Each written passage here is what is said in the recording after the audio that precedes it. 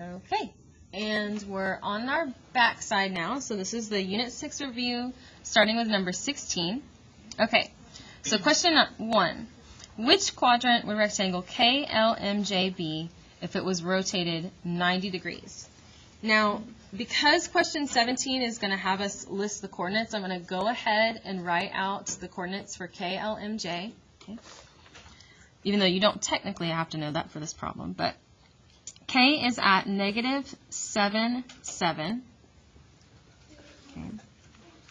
L is at -5, 7. Okay.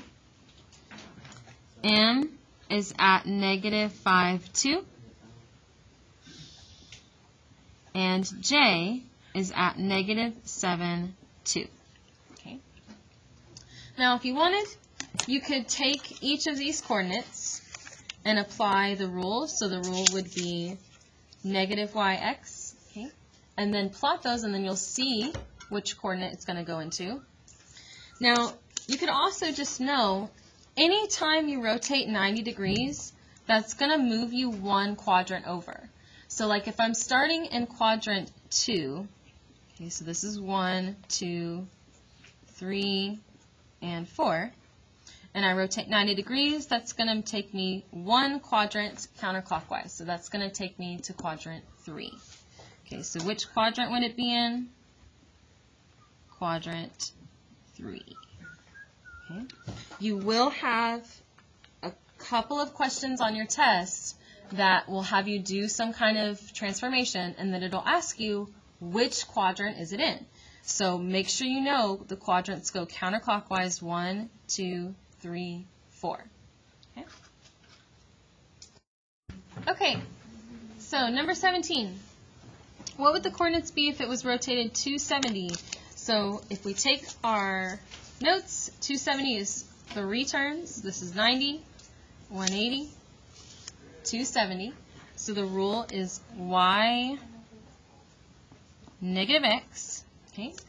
And we already wrote out the original coordinates, so we're just going to take each of those originals and apply this rule. So what this says to do is you're going to flip-flop the x and the y, and your original x is going to change sign. So k will become +7, +7. This is going to become +7, +5. This will become +2, +5. And 2, +7.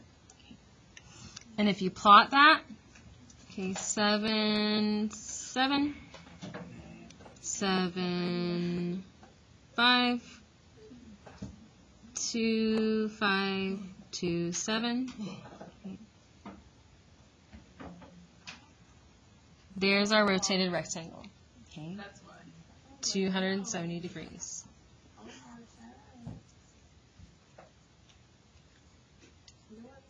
Nicole, I'm doing a video. Okay. Okay. So next, we're going to do reflect over the y = x line. Okay. What's the y = x rule? 12. No. We're part of the video. Y. Okay, now it's +y = x. Oh, then it's just y. So it's +yx. I'm not going to cut it out because then I'd have to start 7 minutes over. I want to start all over. Okay. Okay, so we're going to reflect over y = x, so the rule is y, x.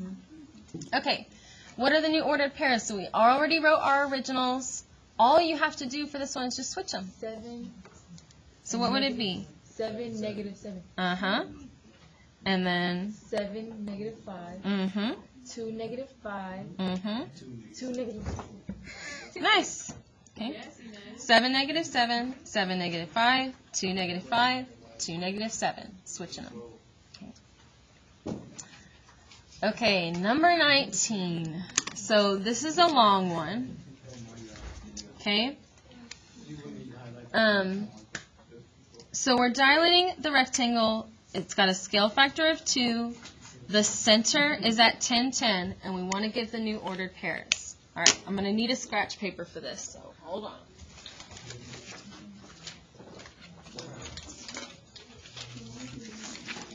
Okay, so whenever we y'all, hold on, I can't think when you're talking. Okay. So whenever we dilate from something that's not at the origin, not at 0, 0, the steps are to 1, subtract the center, which in this case is negative 10, 10. 2, multiply by the scale factor, so in this case that's 2. And 3, add back the center, which in this case is negative 10, 10. Okay, so these are our 3 steps. All right, so I'm going to use these coordinates to start with. Okay. All right, so step 1, subtract our centers. So we're going to subtract negative 10, 10 from each of these.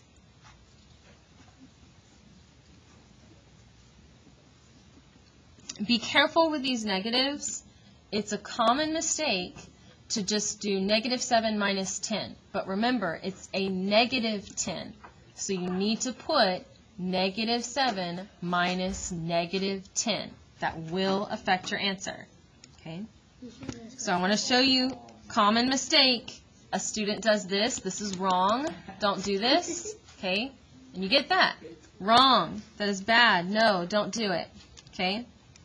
Negative 7 minus negative 10 gives you 3. Okay?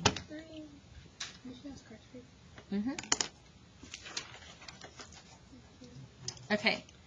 Now this 10 is positive, so just doing 7 minus 10 is fine for the second piece. Okay? So that's negative 3. I suggest that when you're working with these negatives, go ahead and just use a calculator so that you know you're not making any mistakes. All right, negative 5 minus negative 10 is 5. 7 minus 10 is negative 3. Okay. Negative 5 minus negative 10 is 5. 2 minus 10 is negative 8. 7 minus negative 10 is 17. 2 minus 10 is negative 8. So, oh wait, see, I already made a mistake. Yeah. Negative 7 minus negative 10 is 3. Okay. So be careful about that, even Miss Ambrose. Miss, I'll check caught you so I can get one.